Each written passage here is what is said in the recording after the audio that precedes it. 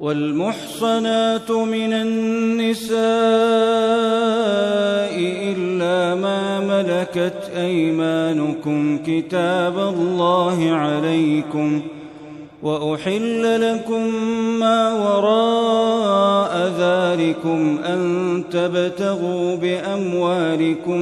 محصنين غير مسافحين، فما استمتعتم به منهن فآتوهن أجورهن فريضة، ولا جناح عليكم فيما تراضيتم به من بعد الفريضة، إن الله كان عليما حكيما. ومن لم يستطع منكم طولا أن ينكح المحصنات المؤمنات فمما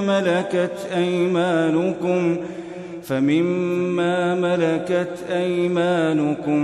من فتياتكم المؤمنات، والله أعلم بإيمانكم بعضكم من بعض، فانكحوهن بإذن أهلهن وآتوهن أجورهن بالمعروف محصنات غير مسافحات ولا متخذات أخدان، فإذا أحصن فإن أتين بفاحشة فعليهن نصف ما على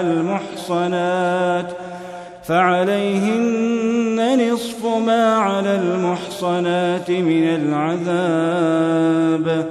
ذلك لمن خشي العنة منكم، وأن تصبروا خير لكم، والله غفور رحيم.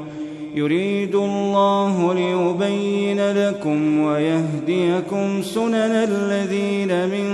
قبلكم ويتوب عليكم، والله عليم حكيم. والله يريد أن يتوب عليكم ويريد الذين يتبعون الشهوات أن تميلوا ميلا عظيما. يريد الله أن يخفف عنكم وخلق الإنسان ضعيفا. يا أيها الذين آمنوا لا تأكلوا أموالكم بينكم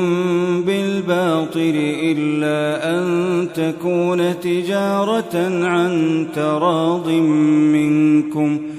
ولا تقتلوا أنفسكم إن الله كان بكم رحيما.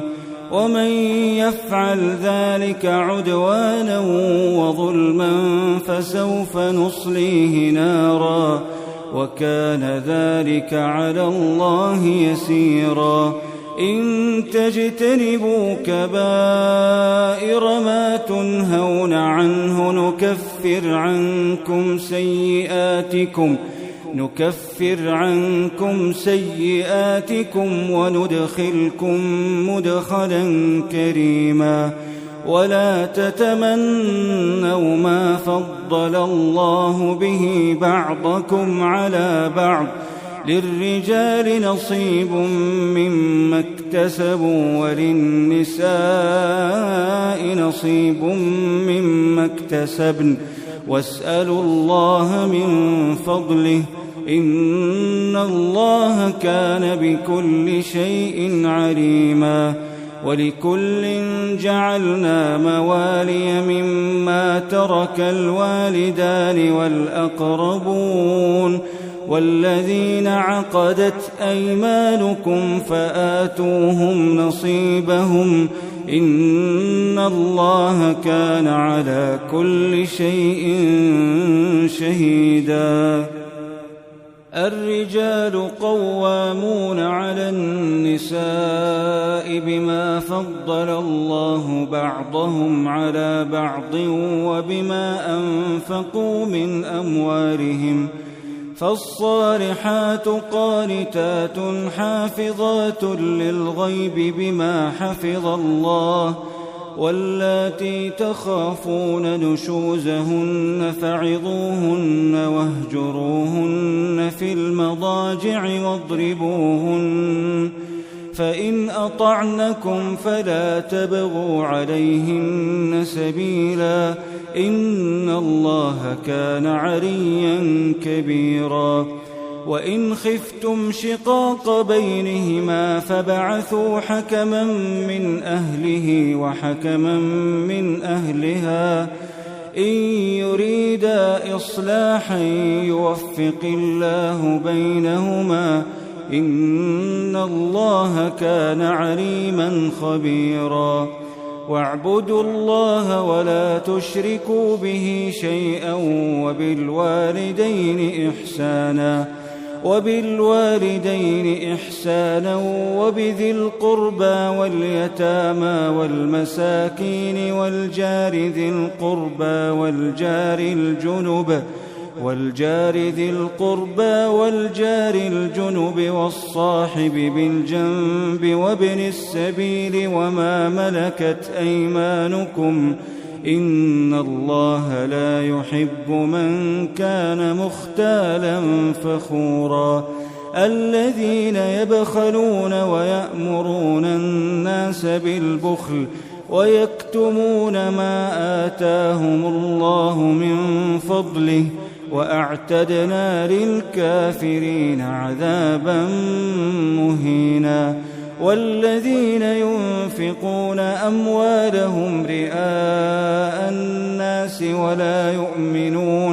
ولا يؤمنون بالله ولا باليوم الآخر ومن يكن الشيطان له قرينا فساء قرينا وماذا عليهم لو آمنوا بالله واليوم الآخر وأنفقوا مما رزقهم الله وكان الله بهم عليما إن الله لا يظلم مثقال ذرة وإن تك حسنة يضاعفها ويؤت من لدنه أجرا عظيما فكيف إذا جئنا من كل أمة بشهيد وجئنا بك على هؤلاء شهيدا يومئذ يود الذين كفروا وعصوا الرسول لو تسوى بهم الأرض ولا يكتمون الله حديثا يا أيها الذين آمنوا لا تقربوا الصلاة وأنتم سكارى حتى تعلموا ما تقولون ولا جنبا إلا عابري سبيل حتى تغتسلوا وإن كنتم مرضى أو على سفر أو جاء أحد منكم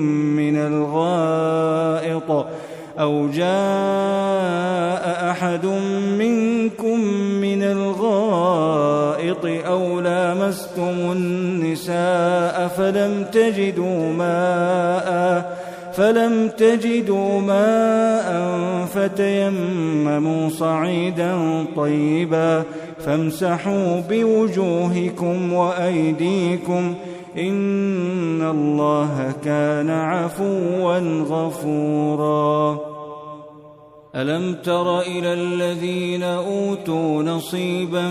من الكتاب يشترون الضلالة ويريدون أن تضلوا السبيل والله أعلم بأعدائكم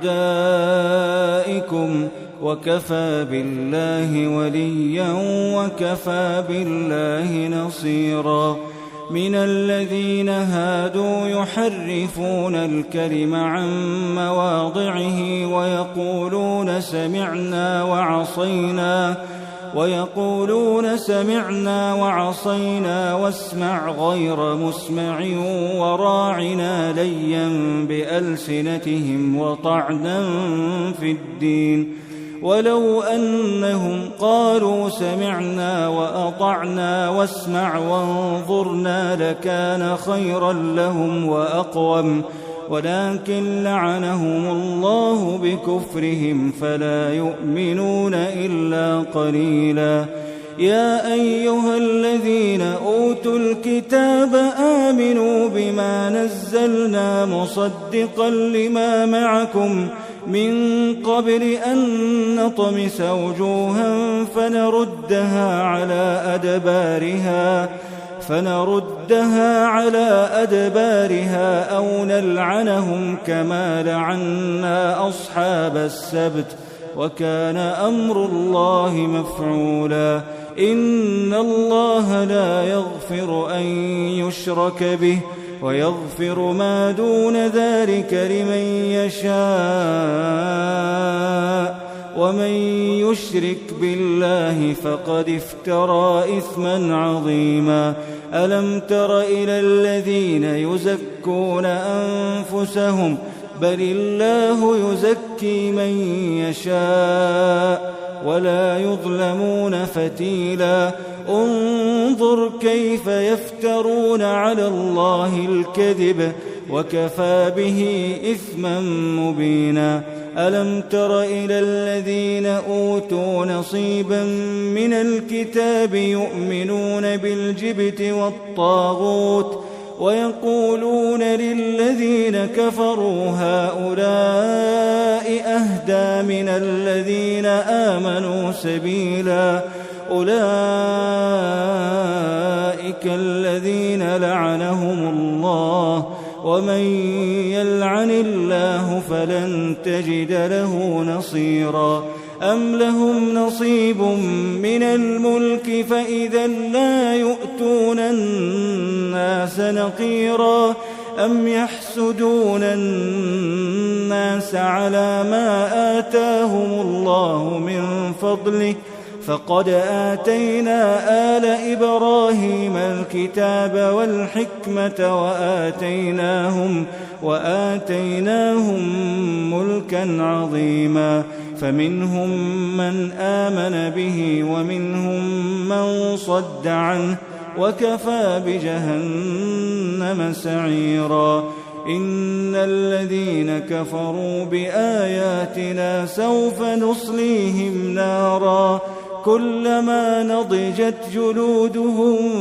بدلناهم جلودا غيرها ليذوقوا العذاب. إن الله كان عزيزا حكيما. والذين آمنوا وعملوا الصالحات سندخلهم جنات تجري من تحتها الأنهار خالدين فيها أبدا، لهم فيها أزواج مطهرة وندخلهم ظلا ظليلا. إن الله يأمركم أن تؤدوا الأمانات إلى أهلها وإذا حكمتم بين الناس أن تحكموا بالعدل. إن الله نعما يعظكم به، إن الله كان سميعا بصيرا. يا أيها الذين آمنوا أطيعوا الله وأطيعوا الرسول وأولي الأمر منكم، فإن تنازعتم في شيء فردوه إلى الله والرسول إن كنتم تؤمنون بالله واليوم الآخر، ذلك خير وأحسن تأويلا. ألم تر إلى الذين يزعمون أنهم آمنوا بما أنزل إليك وما أنزل من قبلك يريدون أن يتحاكموا إلى الطاغوت وقد أمروا أن يكفروا به ويريد الشيطان أن يضلهم ضلالا بعيدا. وإذا قيل لهم تعالوا إلى ما أنزل الله وإلى الرسول رأيت المنافقين يصدون عنك صدودا. فكيف إذا أصابتهم مصيبة بما قدمت أيديهم ثم جاءوك يحلفون بالله إن أردنا إلا إحسانا وتوفيقا أولئك الذين يعلم الله ما في قلوبهم فأعرض عنهم وعظهم وقل لهم في أنفسهم قولا بليغا. وما أرسلنا من رسول إلا ليطاع بإذن الله ولو أنهم إذ ظلموا أنفسهم جاءوك فاستغفروا الله واستغفر لهم الرسول لوجدوا الله توابا رحيما. فلا وربك لا يؤمنون حتى يحكموك فيما شجر بينهم ثم لا يجدوا في أنفسهم حرجا مما قضيت ويسلموا تسليما. ولو أنا كتبنا عليهم أن اقتلوا أنفسكم أو اخرجوا من دياركم ما فعلوه إلا قليل منهم ولو أنهم فعلوا ما يوعظون به لكان خيرا لهم وأشد تثبيتا. وإذا لآتيناهم من لدنا أجرا عظيما ولهديناهم صراطا مستقيما. ومن يطع الله والرسول فأولئك مع الذين أنعم الله عليهم من النبيين والصديقين والشهداء والصالحين وحسن أولئك رفيقا. ذلك الفضل من الله وكفى بالله عليما. يا أيها الذين آمنوا خذوا حذركم فانفروا ثبات أو انفروا جميعا وإن منكم لمن ليبطئن فإن أصابتكم مصيبة قال قد أنعم الله علي إذ لم أكن معهم شهيدا ولئن أصابكم فضل من الله ليقولن كأن لم تكن بينكم وبينه مودة يا ليتني كنت معهم فأفوز فوزا عظيما. فليقاتل في سبيل الله الذين يشرون الحياة الدنيا بالآخرة ومن يقاتل في سبيل الله فيقتل أو يغلب فسوف نؤتيه أجرا عظيما. وما لكم لا تقاتلون في سبيل الله والمستضعفين من الرجال والنساء والولدان الذين يقولون ربنا أخرجنا من هذه القرية الظالم أهلها واجعل لنا من لدنك وليا واجعل لنا من لدنك نصيرا. الذين آمنوا يقاتلون في سبيل الله والذين كفروا يقاتلون في سبيل الطاغوت فقاتلوا أولياء الشيطان إن كيد الشيطان كان ضعيفا ألم تر إلى الذين قيل لهم كفوا أيديكم وأقيموا الصلاة وآتوا الزكاة فلما كتب عليهم القتال إذا فريق منهم يخشون الناس كخشية الله أو أشد خشية وقالوا ربنا لم كتبت علينا القتال لولا أخرتنا إلى أجل قريب قل متاع الدنيا قليل والآخرة خير لمن اتقى ولا تظلمون فتيلا أينما تكونوا يدرككم الموت ولو كنتم في بروج مشيدة وإن تصبهم حسنة يقولوا هذه من عند الله وإن تصبهم سيئة يقولوا هذه من عندك قل كل من عند الله فما لهؤلاء القوم لا يكادون يفقهون حديثا ما أصابك من حسنة فمن الله وما أصابك من سيئة فمن نفسك وأرسلناك للناس رسولا وكفى بالله شهيدا من يطع الرسول فقد أطاع الله ومن تولى فما أرسلناك عليهم حفيظا ويقولون طاعة فإذا برزوا من عندك بيت طائفة منهم غير الذي تقول والله يكتب ما يبيتون فأعرض عنهم وتوكل على الله وكفى بالله وكيلا أفلا يتدبرون القرآن ولو كان من عند غير الله لوجدوا فيه اختلافا كثيرا وإذا جاءهم أمر من الأمن أو الخوف أذاعوا به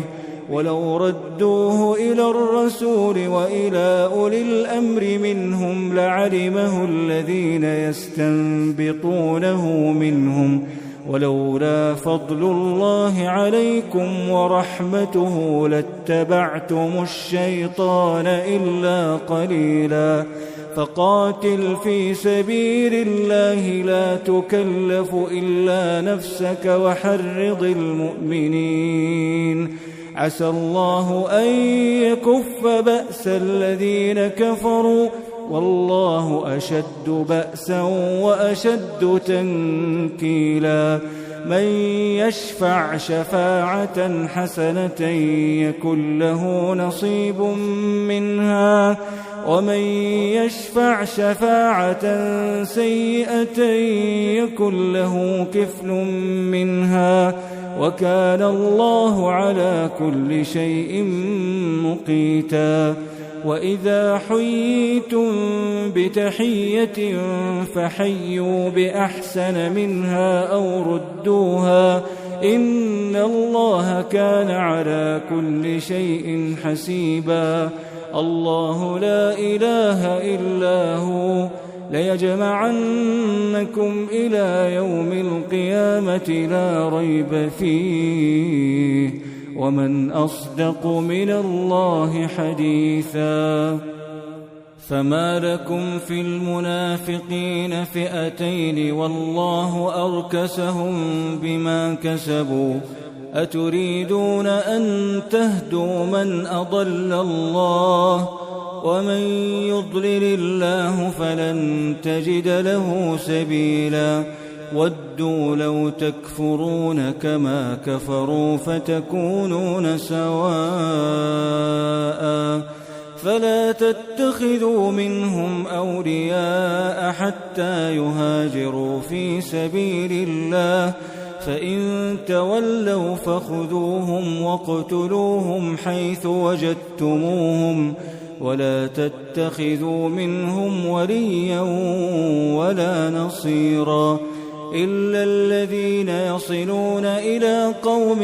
بينكم وبينهم ميثاق أو جاءوكم حصرت صدورهم أن يقاتلوكم أو يقاتلوا قومهم ولو شاء الله لسلطهم عليكم فلقاتلوكم فإن اعتزلوكم فلم يقاتلوكم وألقوا إليكم السلم فما جعل الله لكم عليهم سبيلا ستجدون آخرين يريدون أن يأمنوكم ويأمنوا قومهم كلما ردوا إلى الفتنة أركسوا فيها فإن لم يعتزلوكم ويلقوا إليكم السلم ويكفوا أيديهم فخذوهم واقتلوهم حيث ثقفتموهم وأولئكم جعلنا لكم عليهم سلطانا مبينا وما كان لمؤمن أن يقتل مؤمنا إلا خطأ ومن قتل مؤمنا خطأ فتحرير رقبة مؤمنة ودية مسلمة إلى أهله إلا أن يصدقوا فإن كان من قوم عدو لكم وهو مؤمن فتحرير رقبة مؤمنة وإن كان من قوم بينكم وبينهم ميثاق فدية مسلمة إلى أهله وتحرير رقبة مؤمنة فمن لم يجد فصيام شهرين متتابعين توبة من الله وكان الله عليما حكيما ومن يقتل مؤمنا متعمدا فجزاؤه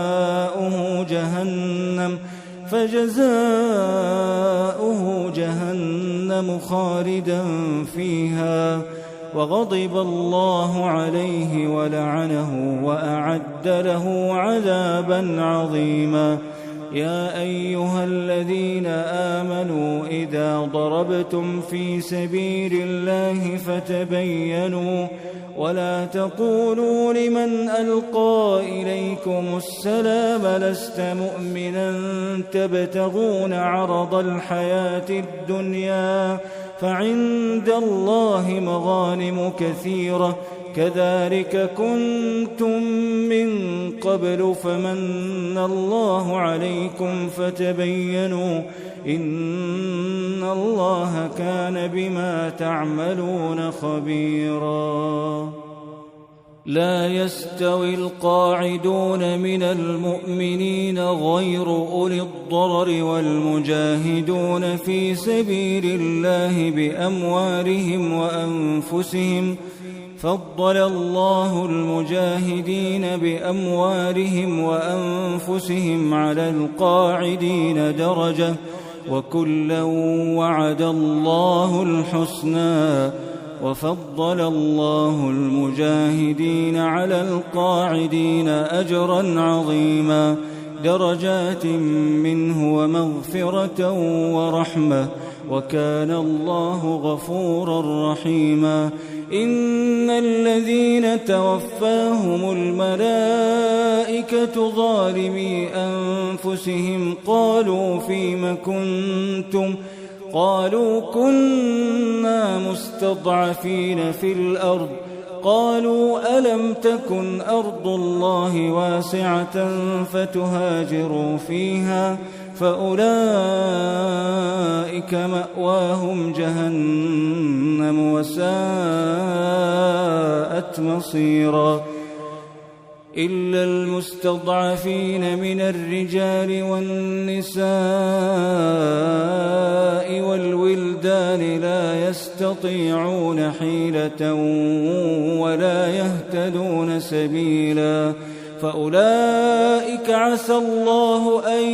يعفو عنهم وكان الله عفوا غفورا ومن يهاجر في سبيل الله يجد في الأرض مراغما كثيرا وسعة ومن يخرج من بيته مهاجرا إلى الله ورسوله ثم يدركه الموت فقد وقع أجره على الله وكان الله غفورا رحيما وإذا ضربتم في الأرض فليس عليكم جناح أن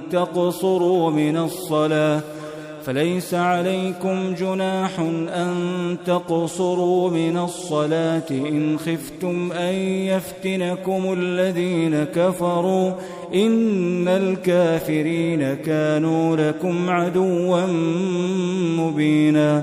وإذا كنت فيهم فأقمت لهم الصلاة فلتقم طائفة منهم معك وليأخذوا أسلحتهم فإذا سجدوا فليكونوا من ورائكم ولتأت طائفة أخرى لم يصلوا فليصلوا معك وليأخذوا حذرهم وأسلحتهم ود الذين كفروا لو تغفلون عن أسلحتكم وأمتعتكم فيميلون عليكم ميلة واحدة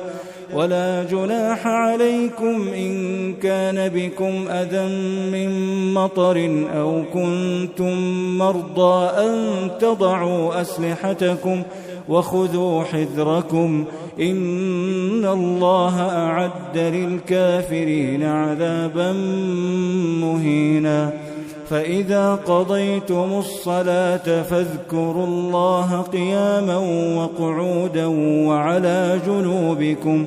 فإذا اطمأننتم فأقيموا الصلاة إن الصلاة كانت على المؤمنين كتابا موقوتا ولا تهنوا في ابتغاء القوم إن تكونوا تألمون فإنهم يألمون كما تألمون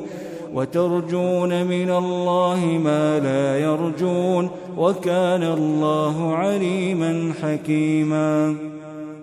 إنا أنزلنا إليك الكتاب بالحق لتحكم بين الناس بما أراك الله ولا تكن للخائنين خصيما واستغفر الله إن الله كان غفورا رحيما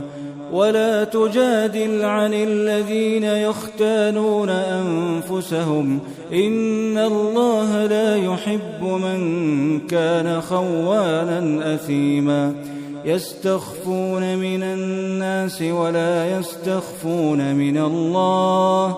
وهو معهم إذ يبيتون ما لا يرضى من القول وكان الله بما يعملون محيطا ها أنتم هؤلاء جادلتم عنهم في الحياة الدنيا فمن يجادل الله عنهم يوم القيامة أم من يكون عليهم وكيلا ومن يعمل سوءا أو يظلم نفسه ثم يستغفر الله يجد الله غفورا رحيما ومن يكسب إثما فإنما يكسبه على نفسه وكان الله عليما حكيما ومن يكسب خطيئة أو إثما ثم يرم به بريئا ثم يرم به بريئا فقد احتمل بهتانا وإثما مبينا. ولولا فضل الله عليك ورحمته لهمت طائفة منهم أن يضلوك وما يضلون إلا أنفسهم وما يضرونك من شيء. وأنزل الله عليك الكتاب والحكمة وعلمك ما لم تكن تعلم وكان فضل الله عليك عظيما. لا خير في كثير من نجواهم إلا من أمر بصدقة أو معروف أو إصلاح بين الناس ومن يفعل ذلك ابتغاء مرضات الله فسوف نؤتيه أجرا عظيما. ومن يشاقق الرسول من بعد ما تبين له الهدى ويتبع غير سبيل المؤمنين نوله ما تولى ونصله جهنم وساءت مصيرا. إن الله لا يغفر أن يشرك به ويغفر ما دون ذلك لمن يشاء ومن يشرك بالله فقد ضل ضلالا بعيدا. إن يدعون من دونه إلا إناثا وإن يدعون إلا شيطانا مريدا لعنه الله وقال لأتخذن من عبادك نصيبا مفروضا ولأضلنهم ولأمنينهم ولآمرنهم فليبتكن آذان الأنعام ولآمرنهم فليغيرن خلق الله ومن يتخذ الشيطان وليا من دون الله فقد خسر خسرانا مبينا. يعدهم ويمنيهم وما يعدهم الشيطان إلا غرورا. أولئك مأواهم جهنم ولا يجدون عنها محيصا. والذين آمنوا وعملوا الصالحات سندخلهم جنات تجري من تحتها الأنهار خالدين فيها أبدا وعد الله حقا ومن أصدق من الله قيلا. ليس بأمانيكم ولا أماني أهل الكتاب من يعمل سوءا يجز به ولا يجد له من دون الله وليا ولا نصيرا. ومن يعمل من الصالحات من ذكر أو أنثى وهو مؤمن فأولئك يدخلون الجنة ولا يظلمون نقيرا. ومن أحسن دينا ممن أسلم وجهه لله وهو محسن واتبع ملة إبراهيم حنيفا واتخذ الله إبراهيم خليلا. ولله ما في السماوات وما في الأرض وكان الله بكل شيء محيطا. ويستفتونك في النساء قل الله يفتيكم فيهن وما يتلى عليكم في الكتاب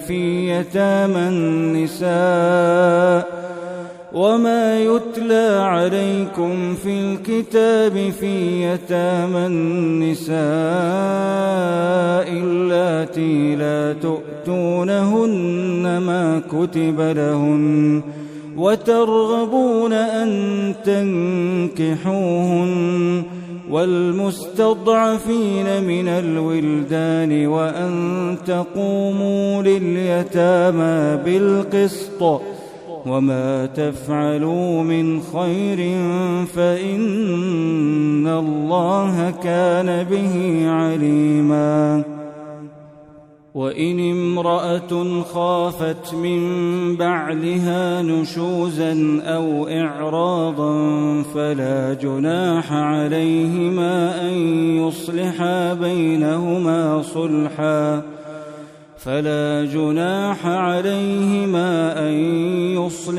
بينهما صلحا والصلح خير.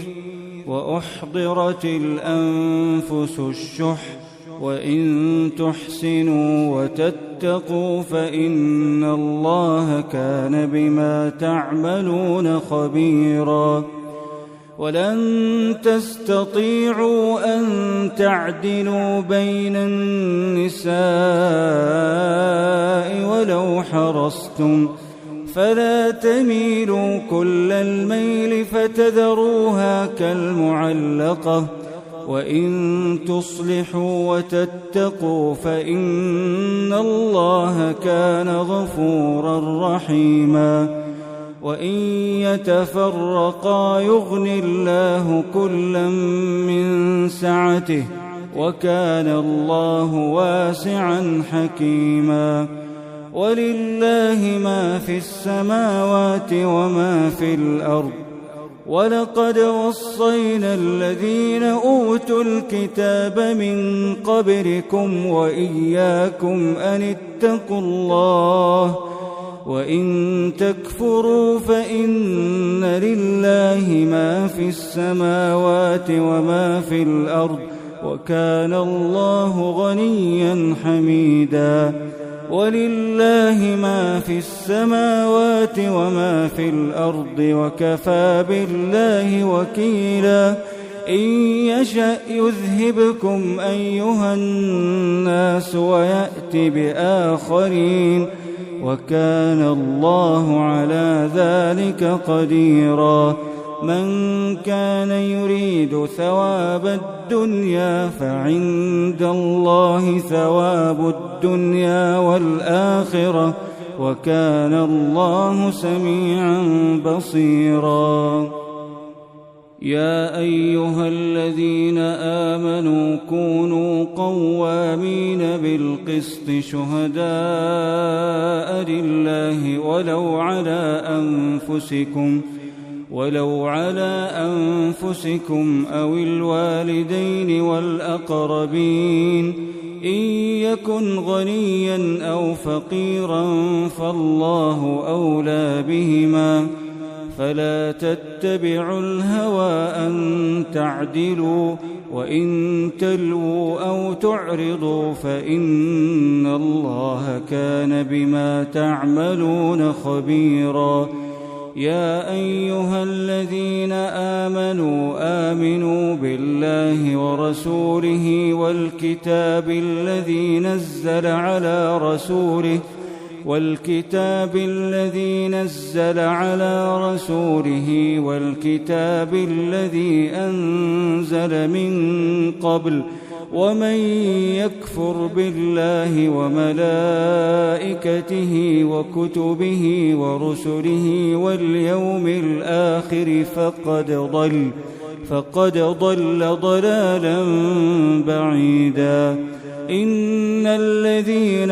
آمنوا ثم كفروا ثم آمنوا ثم كفروا ثم ازدادوا كفرا لم يكن الله ليغفر لهم ولا ليهديهم سبيلا. بشر المنافقين بأن لهم عذابا أليما. الذين يتخذون الكافرين أولياء من دون المؤمنين أيبتغون عندهم العزة فإن العزة لله جميعا وقد نزل عليكم في الكتاب أن إذا سمعتم آيات الله يكفر بها ويستهزأ بها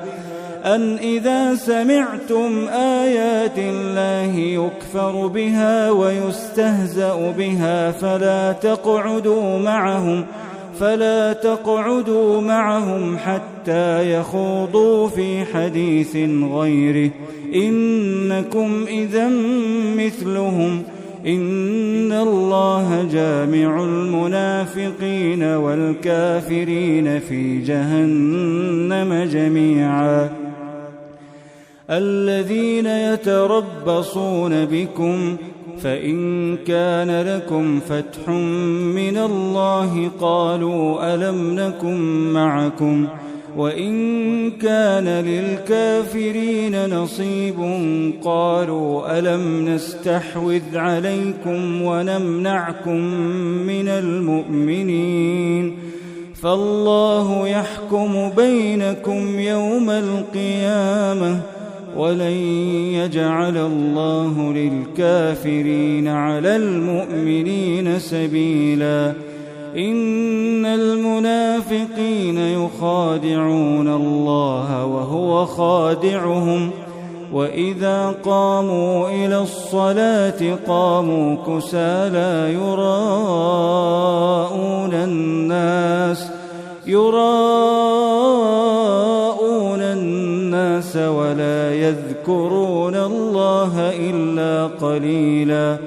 مذبذبين بين ذلك لا إله هؤلاء ولا إله هؤلاء ومن يضلل الله فلن تجد له سبيلا يا أيها الذين آمنوا لا تتخذوا الكافرين أولياء من دون المؤمنين أتريدون أن تجعلوا لله عليكم سلطانا مبينا إن المنافقين في الدرك الأسفل من النار ولن تجد لهم نصيرا إلا الذين تابوا وأصلحوا واعتصموا بالله وأخلصوا دينهم لله فأولئك مع المؤمنين وسوف يؤتي الله المؤمنين أجرا عظيما ما يفعل الله بعذابكم إن شكرتم وآمنتم وكان الله شاكرا عليما